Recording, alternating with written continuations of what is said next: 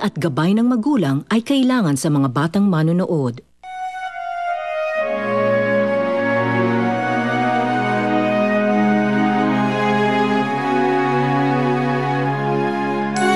Buntis ako, 3 buwan. Ba't di mo sinabi agad? Hindi ko pa kasi nasasabi kay inay na buntis ako. Magagalit siya. Itatanong niya kung kailan tayo kakasal. Pananagutan mo yung dinadala mo. Pero yung kasal, hindi kita pwedeng pasalan. Tapos. Carlos! Meron akong babaeng nakilala ng isang taon. Pumatol siya sa akin. Ngayon buntis na siya. Dala niya ang anak ko. Kaya magkakanak na ako. Ano ginagawa mo? Hindi mo ba kilala kung sino? Ako si Leila, asawa ni Carlos, asawa ng lalaki mo. May asawa ng lalaking yun. Sorry po, Nay. Hindi ka na naawa sa atin. Hindi na tayo magkandauga ka sa sitwasyon natin. Ha? Nagdagdag ka pa? Nagdagdag ka pa! Nay! Meron sana akong proposal para sa'yo. Pag buntis ka, tentuhan kita. Kapag nailabas mo ng bata, ibibigay mo na lang siya sa akin. Kaya ko siyang bigyan ng magandang buhay. Kaya pag-isipan mo muna ang ano ko. Dahil para na rin ito sa kinabukasan ng anak natin. Tinanggap niya yung ano ko. Pero magalit sa akin. Subukan mo lang iuwi ang batang yan sa bahay natin para mapatay ko siya. Kung hindi mo siya matanggap, hindi mo balik sa bahay, maghiwalay tayo. Totoo ba na pumayag ka na ibigay kay Carlos ang ipinagbubuntis mo? Oo, hindi siya nagsisinungaling. Actually, nagpunta ako dito para sabihin sa'yo na ako na ang makikipag-usap sa'yo. Lahat ng kailangan mo, ako ang magbibigay sa'yo. Basta, hindi mo tatawagan ang asawa ko. Kaibigan siya ni Carlos. Malayo siya sa klinik ko. Kaya ikaw na lang gumawa ng ultrasound sa kanya. Hindi pa madedetermine yung gender ng baby. But he or she looks very healthy, ah. Hanap ka.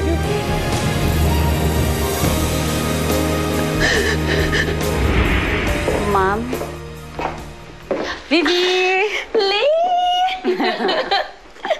What a surprise!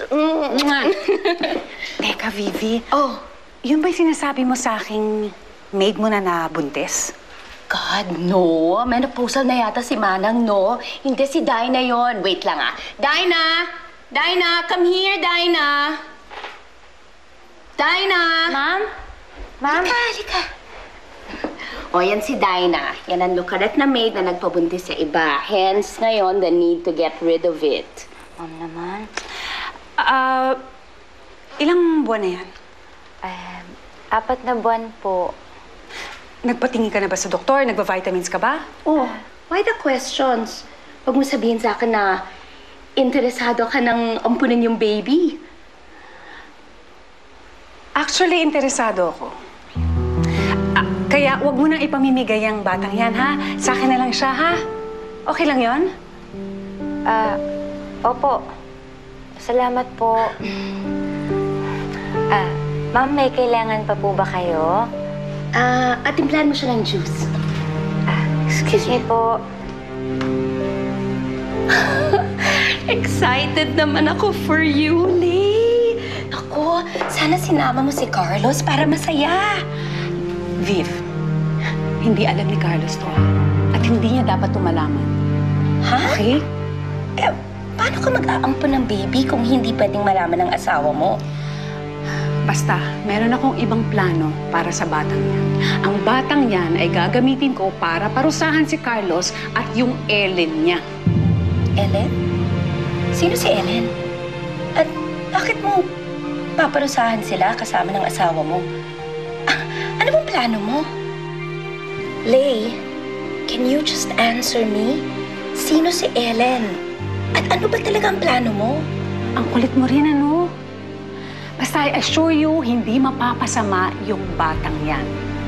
But promise me, Viv, hindi dapat malaman ito ni Carlos.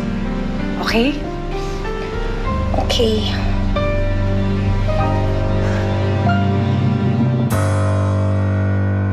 Ellen, lumalaki yata tiyan natin, ah.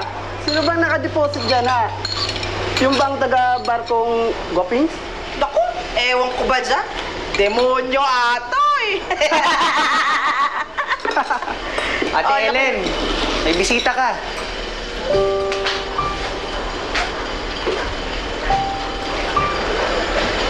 Miss Leila, halika, sumama ka sa akin. May bibilin tayong gamit ng bata. Halika na. Hindi kasi ako pwedeng umalis at saka may lakad din kasi ako mamaya. Ba naman, Ellen, last time I was here, hindi ka rin sumama sa akin para kunin yung resulta ng ultrasound. Tapos ngayon naman, meron kang panibagong excuse. Iniiwasan mo ba ako o baka naman nakikita kayo ng asawa ko ulit, kaya ilag na ilag ka sa akin? Hindi talaga, Miss Leila. Ang totoo niyan, nahihiya kasi ako sa'yo. Kasi sa kabila ng lahat, mabait ka pa rin sa akin. Wala lang talaga akong mukhang iyaharap sa'yo.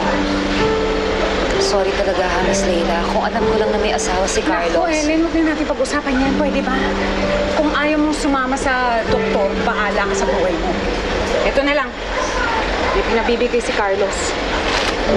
Kunin mo ang gastos. Huwag ka na magpakipot. Kunin na! Ang gastos din yan, oh! Kunin mo na. Salamat. Maraming salamat, Miss Leila. Okay. Wala. Hello? Hello, Lee. Si Dinah yata nag-labor na. Viv, imposible yan. 8 months lang yan eh. Hindi talaga. Hindi ako nagbibiro. Manganganak na talaga siya. Ay, naku! Loko! May tubig na lumabas tapos may konting dugo. Okay, Viv. I'm on my way. Tatawag ulit ako, ha, to give you instructions. I just can't talk right now. Okay, bye.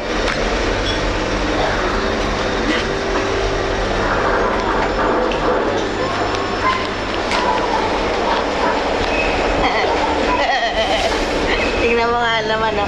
Tumihaya lang, pensyonada agad.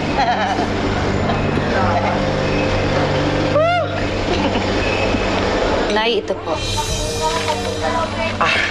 Basta, kung ano man ang parinig sa'yo ng amo mo, huwag mo nang pansinin yon, ha? May inggit lang yan sa'yo. Para sa'yo. Teka. Medyo malaki na yata eh. Pwede na ito. Tatlo. Yan. Nay, kasi bibili po si ate ng damit ng baby niya eh. 200 lang po. Tatlo yun. Anong problema? Bakit pa kailangan bumili ng marami?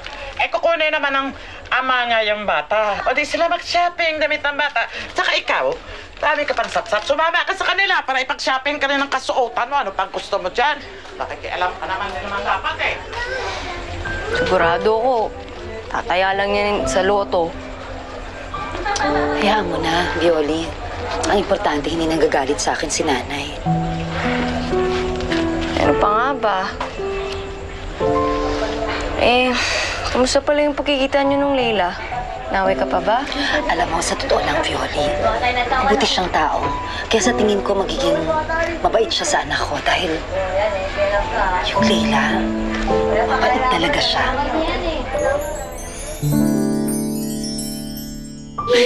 Bakit ngayon ka lang? Naku, tsaka ano bang klaseng ospital to? Ay, bakit dito mo pinadala si Dinah? May nabubuhay ba dito? Vivi naman, classmate ko sa medical school yung may-ari nito. Tsaka siya na rin yung nirecommend kong doktora ni Dinah. Oh, how is she? Ay, she's fine. Halika. Dito yung baby. Ayun, no? Ayun, nasa incubator. Ay, sige.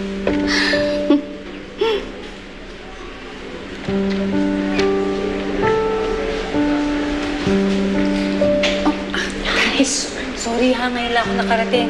Oh, how is the baby? Magsisurvive naman siya, but she has to be in the incubator for a month bilang kulang siya sa buwan. Teka, she? Babae yung bata? Oo, babae. Tsaka, sa totoo lang cute naman siya, no?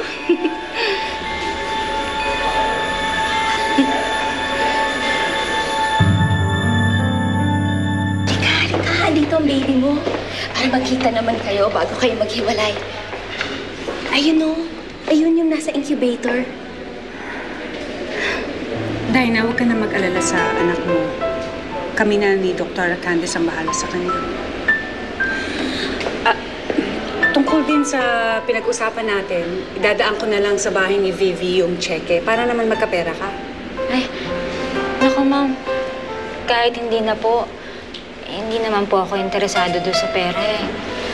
Ang importante lang ho sa akin, sana magkaroon ho ng magandang buhay yung bata.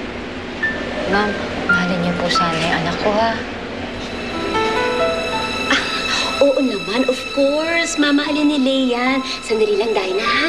Halika, Lei. Naman, Lei.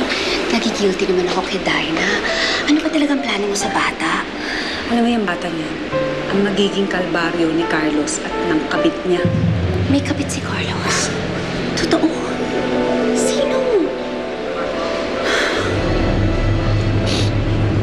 Miss Leila,